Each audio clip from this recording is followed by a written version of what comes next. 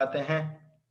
देखें अभी last session में हम लोगों ने क्या किया था, कॉन्केटिनेशन की थी दो तरीकों से, मतलब एक कॉन्केटिनेशन की थी और एक फॉर्मेट आउटपुट यूज किया था। यहां तक कि किसी को कोई कंफ्यूजन नहीं थी, सबको समझ में आ गया था। ठीक है, इस चीज का बस ध्यान रखिएगा क्योंकि आज के जो टास्क है ना, आपका मैनुअल वाला नहीं है। कहीं आप लोग ये समझें कि भाई ये जो आपका मैनुअल है इसमें ये जो 5-6 टास्क हैं यही है, नहीं, ये नहीं है।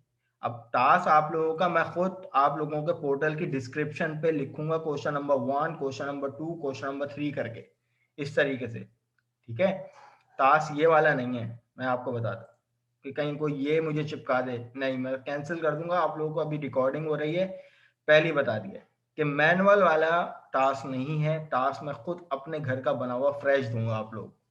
ठीक है,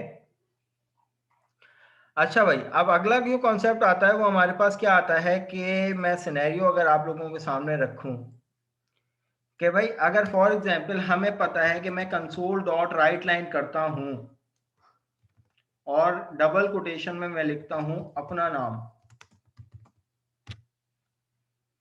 ठीक है, अगर मैं अपना नाम डबल कोटेशन में ही लिखना चाहता हूं, मैं मतलब प्रिंट करवाना चाहता हूं अपना नाम, पहले डबल कोटेशन के दरमियान ही प्रिंट करवाना चाहता हूं, डबल कोटेशन भी आने चाहिए।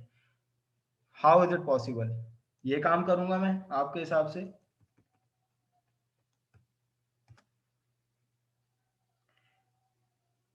आपको लगेगा यही काम करना चाहिए, ये काम कर दिया, ये तो एरर आ रहा है। डबल कोटेशन में कैसे प्रिंट करूं? कौन बताएगा? कोई आइडिया है आप लोगों के हिसाब से क्या होना चाहिए? जी Zuheb. Sir slash double quotation लगा देते, slash double quotation, forward slash, अच्छा, forward slash, sorry sorry sir backward slash. Backward slash, यानी मैं ये लगा दूं और अब मैं अपना नाम लिखूं। ठीक है, अब मुझे इस पे भी डबल कोटेशन चाहिए तो मैं इसके लिए भी ये कर दूं। ऐसा ही बता रहे हैं आप लोग? जी सर। ठीक है, तो अब इस तरीके से क्या होगा, मेरा नाम जो है वो डबल कोटेशन में प्रिंट होना चाहिए।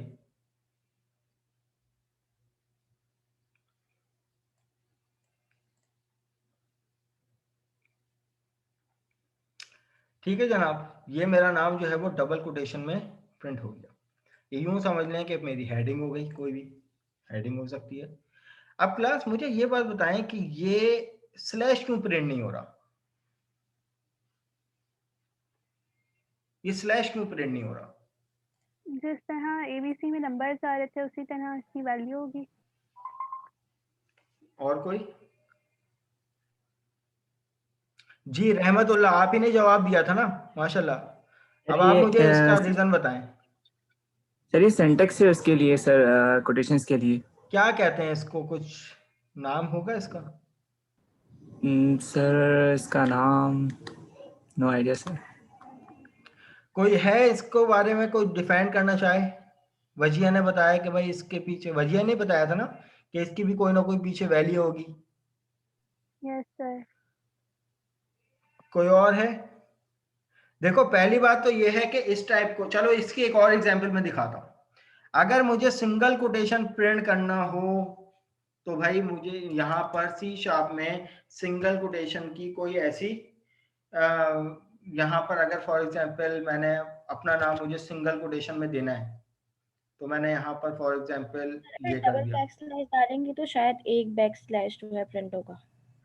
हाँ बिल्कुल सही है। अब जैसे मैं अगर अपने यहाँ पर अपना नाम प्रिंट करवाऊं तो ये मेरे पास सिंगल कोटेशन में ये आ गया। लेकिन कुछ करेक्टर ऐसे हैं क्या, फॉर एग्जांपल मैं अपने फोल्डर डायरेक्टरी में जाता हूँ। ठीक है, हमने यहाँ पर एक पहली क्लास में एक पाथ कॉपी किया था। कौन सा किया था भाई? ये विंडोज में जाकर dot net framework, Microsoft dot net में जाकर फ्रेमवर्क में जाकर फ्रेमवर्क 4, ये आप लोगों से सवाल भी किया था कि भाई फ्रेमवर्क कौन सा था, 4। और मैं यहाँ से इसका एड्रेस को कॉपी करता हूँ और एक स्ट्रिंग टाइप के वेरिएबल में, चलो मैं इधर डाल देता हूं, तो यहां तो एक एरर देगा।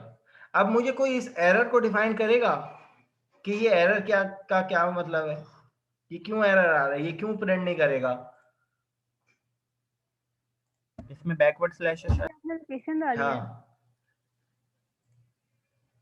ठीक है। अब सी शार्प में आप लोगों को भी माशाल्लाह ये बात भी पता है कि भाई अगर सी शार्प में सिंगल बैक स्लैश प्रिंट करना हो तो हमें डबल ब्लैक बैक स्लैश देने पड़ते हैं, ठीक है।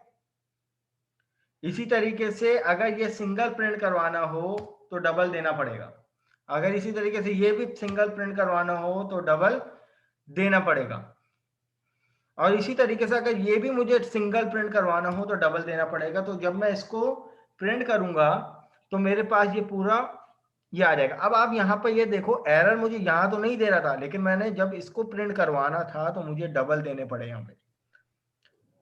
सर इसका लेकिन नाम मेरा इसके सवाल ये है कि इसको कहते क्या है कि एक स्लैश क्यों प्रिंट नहीं हो रहा, कि हमने स्ट्रिंग सर में ये लिखा हुआ है escape एस्केप सीक्वेंस, इसको कहते हैं। एक्सीलेंट, जिसने भी बताया है वेरी गुड।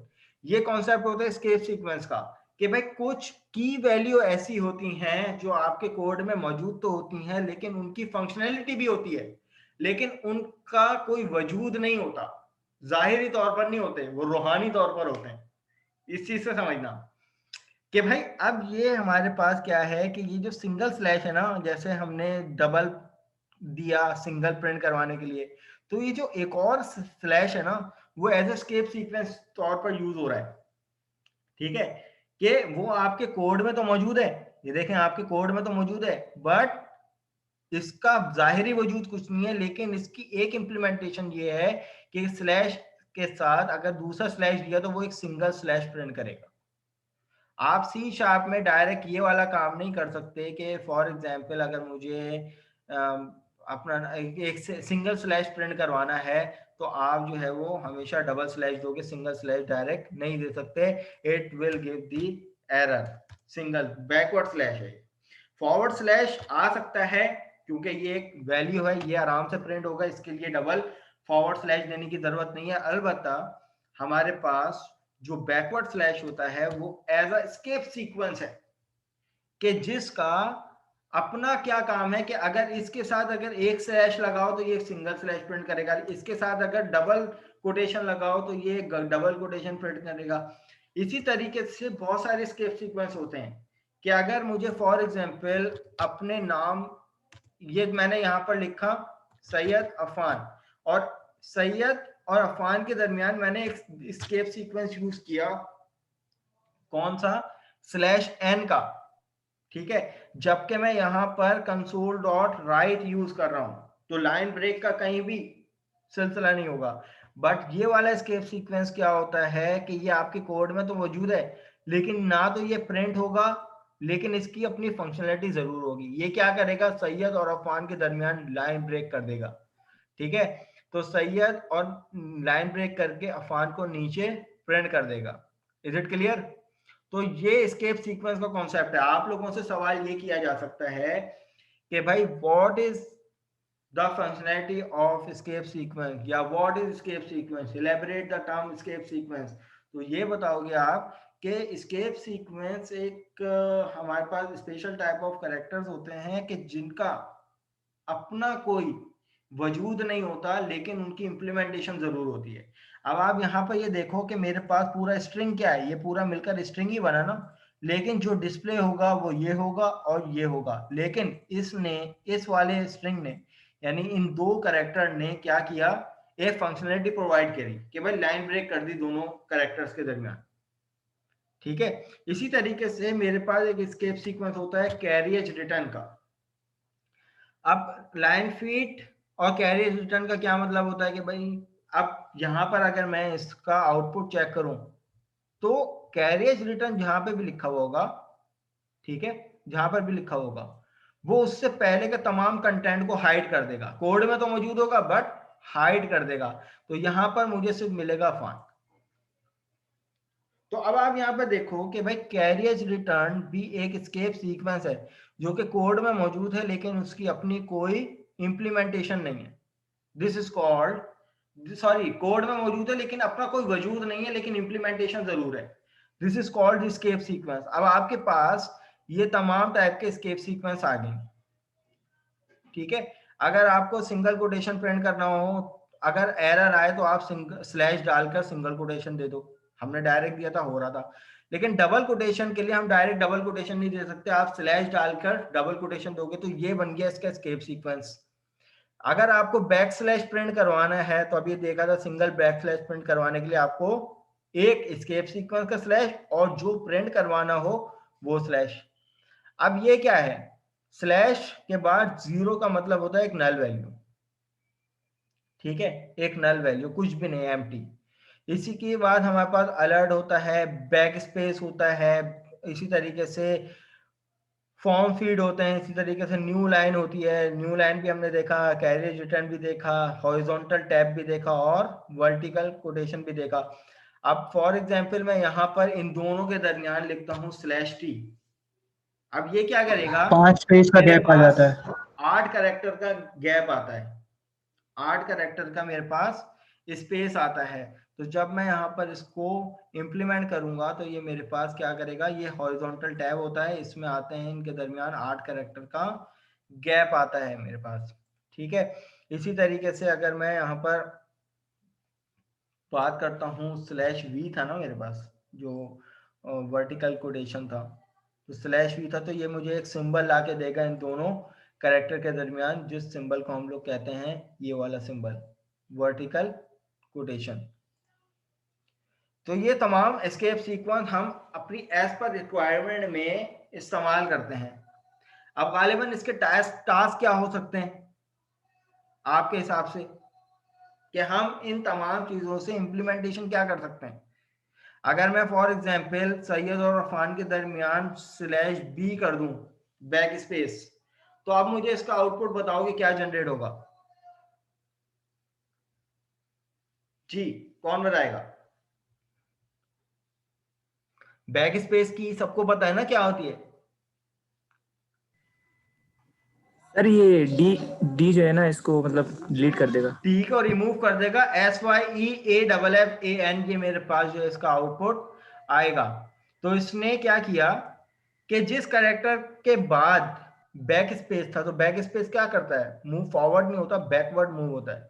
तो इसने एक बैक स्पेस जो है वो के अकॉर्डिंग इसने एक कैरेक्टर को रिमूव कर दिया और यहाँ पे मेरे पास आया SYEAFFAN,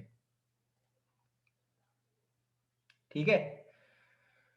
अब इसके टास्क गालिबन ये हो सकते हैं कि मैं आपको कह दूं कि भाई अपनी ब्लैक स्क्रीन पे अपना नाम सिंबल फॉर्म में प्रिंट करवा के दिखाओ, यानी स्टैटिक को यूज करते हुए अपना नाम प्रिंट करवा के दिखाओ।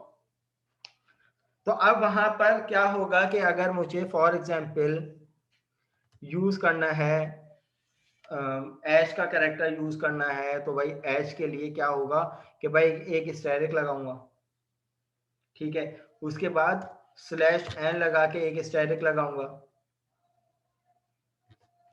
इसी तरीके से फिर स्लैश एन लगाने के बाद एक स्टैटिक लगाऊंगा, फिर इसी तरीके से मैं इन दोनों को कॉपी करके इन्हीं के पास पेस्ट कर देता हूँ स्लैश एन करके। तो अब इससे मुझे आउटपुट क्या मिलेगा, इससे आउटपुट मुझे ये मिलेगा कि भाई इस तरीके से एच की पहली डंडी यहाँ पे खड़ी हो गई। अब मुझे क्या करना है कि 1 2 3 के बाद मुझे चौथे स्टैटिक से जो है वो क्या करना है कि एक हॉरिजॉन्टल स्टैटिक की रॉ क्रिएट करनी है।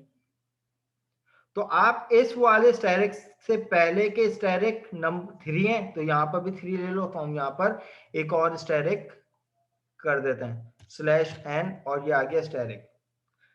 अब आप यहाँ पर नोटिस करो कि अब यहाँ पर स्केप सीक्वेंस में यूज कर रहा हूँ एज बनाने के लिए, कि भाई एज बनाने के लिए जो पहला एज का जो डंडा था उसको इंप्लीमेंट करने के लिए मैंने स्लैश एन यूज किया तमाम स्टैटिक के बाद। अब मैं इस स्टैटिक को जिसपे मेरा कर्सर है ये वाला स्टैटिक, इससे नीचे भी 3 स्टैटिक हैं और इससे ऊपर भी 3 स्टैटिक हैं, तो यकीनन मुझे इस स्टैटिक के बाद क्या करना है, मल्टीपल स्टैटिक प्रिंट करना है।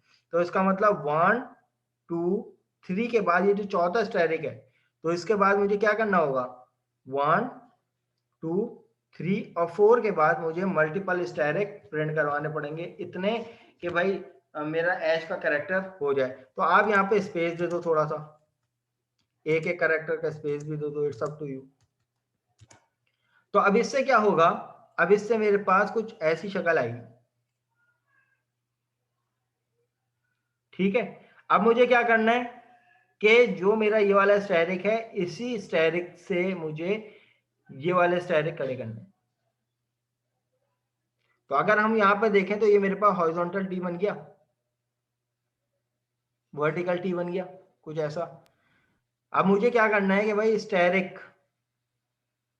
यूज करने, तो मैं किसके बात करूंगा। तो अब इस तरीके से आप लोगों ने इस पैटर्न को कंप्लीट करना है by using slash and by using different as per requirement, जो भी हमारे पास स्केप सीक्वेंस हैं वो। ये चीजें समझ में आ रही हैं? आप लोगों का टास्क भी कुछ इसी तरह का होगा। यहां तक के बताएं कोई बात समझ में ना आई हो तो पूछेंगे। जी जुहेब हुसैन।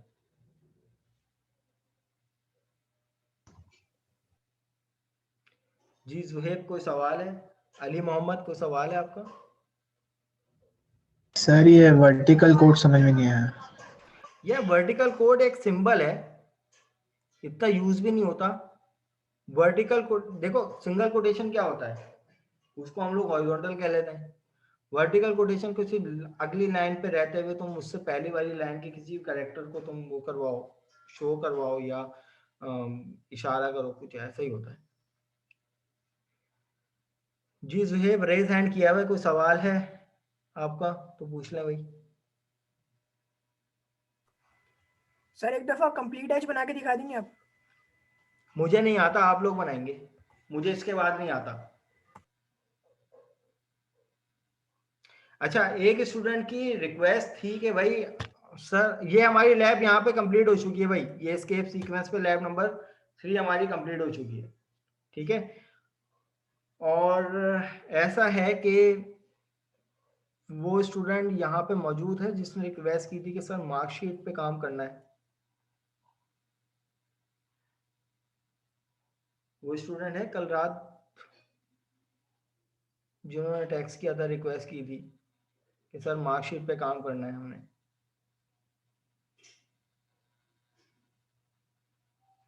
चलो मेरे ख्याल से नहीं है। अच्छा, अब आप लोगों का अभी का क्लास टास्क क्या है वो सुन लें, जो आप लोगों ने 3:15 में मुझे सबमिट करवाना है। उसके बाद आप लोगों की अटेंडेंस होगी और फिर आप लोगों की छुट्टी हो जाएगी। अब आप लोगों ने टास्क क्या जमा करवाना है कि अपने नाम के पहला और आखिरी कैरेक्टर बनाकर मुझे गूगल क्लासरूम पे सबमिट करवाना है। मैं पोर्टल बना रहा हूँ वहां पे क्लास टास्क के नाम से, वहां पे आप लोगों ने अपनी फाइल जमा करवानी होगी। अपना टास्क जो है वो स्टार्ट कर दें, एटलीस्ट इसका स्क्रीनशॉट ले लें या स्केप सीक्वेंस जो भी एज पर रिक्वायरमेंट आप लोगों के यूज होंगे। अपने नाम के अपने नाम के आखिरी और पहला कैरेक्टर आप लोगों ने प्रिंट करवा के दिखाना है। सर एक ही लाइन में या अलग अलग मतलब लाइन में क्या करना है इसमें? आपकी अपनी मर्जी के, एक के बाद नीचे वो दूसरा कैरेक्टर करवा दो या एक के बराबर में ही दूसरा कैरेक्टर करवा दो, इट्स अप टू यू। ठीक है। ठीक है क्लास, यहाँ पे हम लोग आज की मीटिंग एंड करते हैं।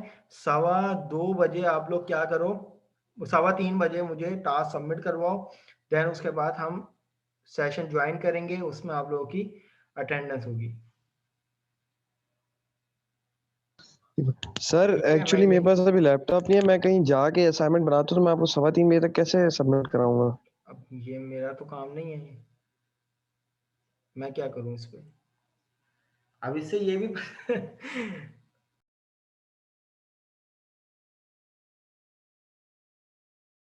अच्छा जी, नहीं कोड मुझे टेक्स्ट फॉर्मेट में चाहिए भाई। सिंपल कंट्रोल ऑल करके कंट्रोल सी भी कर दो, पेस्ट हो जाएगा और स्क्रीनशॉट चिपका दो। कितना टाइम लगेगा उसमें, एक ही तो टास्क है। सर जो भी आपने बनाया था वही एक दफा दोबारा बना दें, आप बना दें, हम उसको देख लेंगे एक दफा।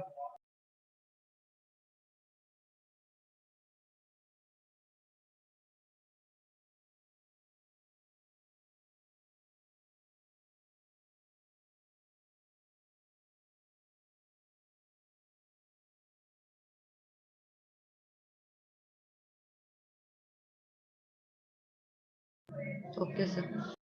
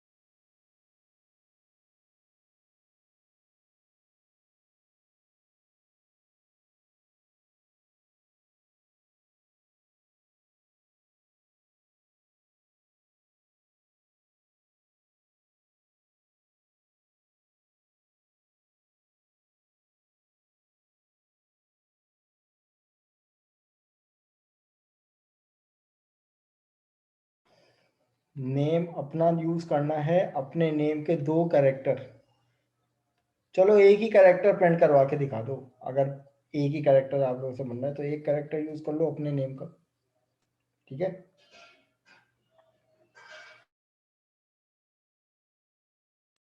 कोई सा भी है, पहला जरूरी है। पहला है।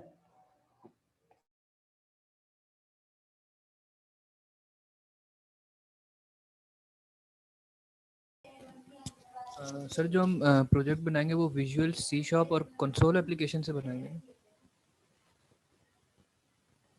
जी, ये आपका टीचर आपको बताएगा, इसमें मेरा कोई कंसर्न नहीं है। आपको दोनों इम्प्लीमेंटेशन आती हैं, नोटपैड पे भी और विजुअल सी शार्प में, विजुअल स्टूडियो पे भी।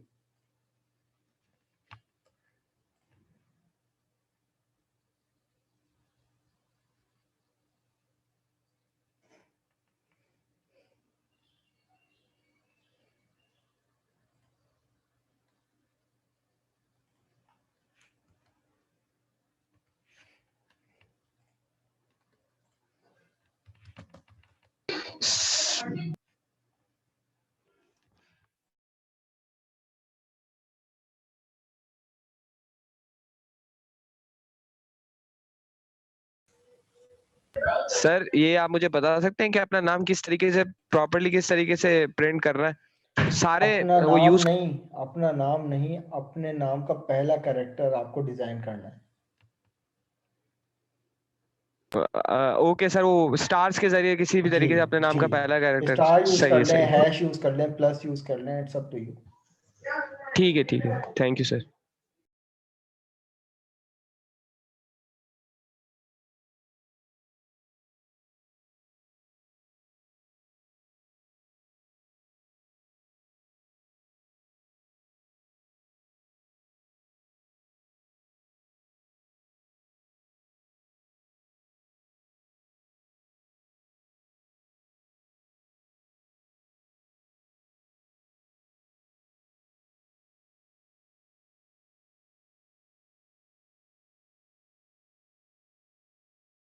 चलो इसमें एक आसानी और कर देते हैं आप लोगों के लिए, कि जरूरी नहीं है पहला, हो सकता है पहला कैरेक्टर किसी का बहुत मुश्किल हो, अपने नाम में वो कैरेक्टर जो इजीली आप बना सकते हैं ना, वो बना लें।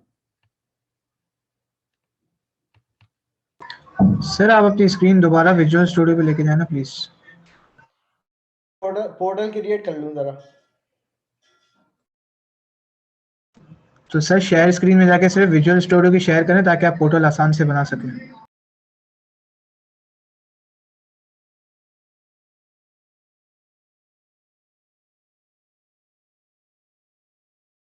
कोई एक ही स्क्रीन शेयर हो सकती है भाई। जी सर, आप विजुअल स्टूडियो की स्क्रीन ठीक शेयर है, करें हो गई? और आप अपना काम करते रहें। अब हो गई शेयर? जी हो गई, करते रहें सर आप काम।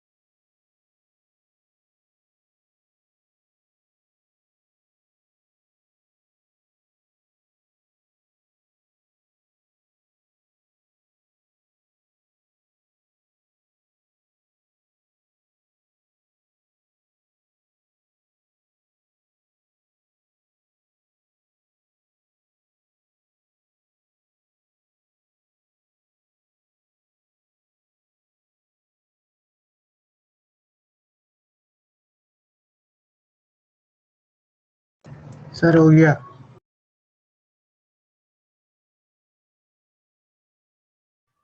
ठीक है, अभी 5 मिनट में पोर्टल बन जाएगा, वहाँ पे सबमिट करवा देना।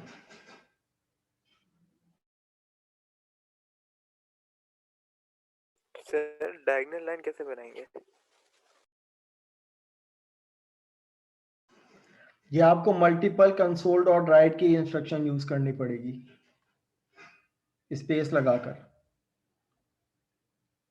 सर कोई भी कैरेक्टर कर सकते हैं ना, पक्की बात है। कोई भी कैरेक्टर कर सकते हो अपने नाम से, नाम के अंदर होना चाहिए बस वो कैरेक्टर। हाँ सेकंड कैरेक्टर है, हो गया।